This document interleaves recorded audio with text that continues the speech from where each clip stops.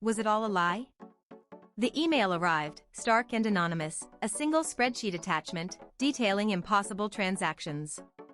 Eleanor, co-founder of Hope's Haven, felt the blood drain from her face. Thousands, then tens of thousands, siphoned from the children's education fund. Her partner, Michael, the charismatic face of their charity, was the only one with access to those accounts. A cold dread, far worse than any financial ruin, began to curdle in her stomach. The ensuing weeks were a blur of clandestine investigation. Eleanor, feigning normalcy, meticulously cross-referenced bank statements with donor receipts, each discovery a fresh stab. The pattern was undeniable: small, regular withdrawals, obscured by legitimate expenses, always coinciding with Michael's business trips. The betrayal wasn't just financial, it was a desecration of their shared dream, of every child they had promised to help. A suffocating web of emotions, anger, disbelief, profound sorrow, threatened to consume her. She remembered Michael's impassioned speeches, his tears during success stories, and felt a chilling disconnect.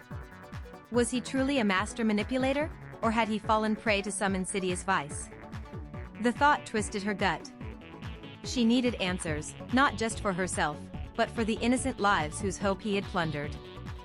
Eleanor decided on a calculated confrontation, a public unveiling that would leave him nowhere to hide. She carefully gathered irrefutable evidence, compiling a damning dossier. The hardest part was maintaining her composure, smiling through committee meetings, sharing future plans with a man whose deceit now felt like a physical presence in the room. The air between them, once vibrant, now crackled with unspoken tension. The annual Hope's Haven Gala, their biggest fundraising event, provided the perfect stage. Michael, resplendent in a tuxedo, beamed at the attendees, oblivious to the storm brewing. Eleanor, watching him from across the room, felt a chilling resolve. This wouldn't be a quiet accusation, it would be an earthquake, designed to shatter his carefully constructed facade before hundreds of their most influential donors and beneficiaries. During Michael's heartfelt speech, a moment usually reserved for shared triumph, Eleanor intercepted the projector's feed. Instead of the planned year-in-review photos, the damning spreadsheet, highlighted with red annotations, flashed across the giant screen behind him. A collective gasp rippled through the ballroom, turning to murmurs of disbelief and outrage as the figures sank in. Michael's voice faltered, his eyes wide with dawning horror. Silence descended, heavy and suffocating. Then, Eleanor stepped forward, a microphone in her hand, her voice steady despite the tremor in her heart. She laid out the embezzlement, not with anger, but with a sorrowful clarity that cut deeper than any accusation.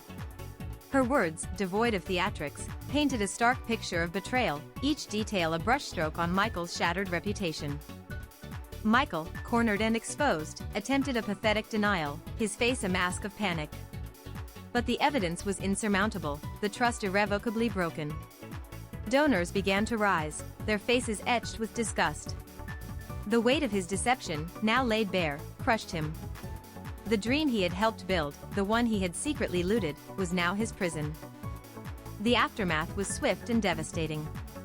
Investigations followed, leading to Michael's arrest and eventual conviction. Hope's Haven faced a crisis of trust, but Eleanor, with unwavering determination, spearheaded a full audit and transparency initiative. Rebuilding was slow, painful, but essential.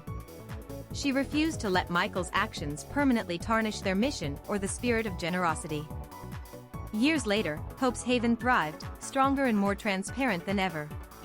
Eleanor, though forever scarred by the betrayal, found solace in the restored trust in the children whose lives were still being changed. The ghost of Michael's deception lingered, a grim reminder of human frailty, but it no longer defined her or the charity's future. Her revenge wasn't just his downfall, it was the unwavering resurgence of hope.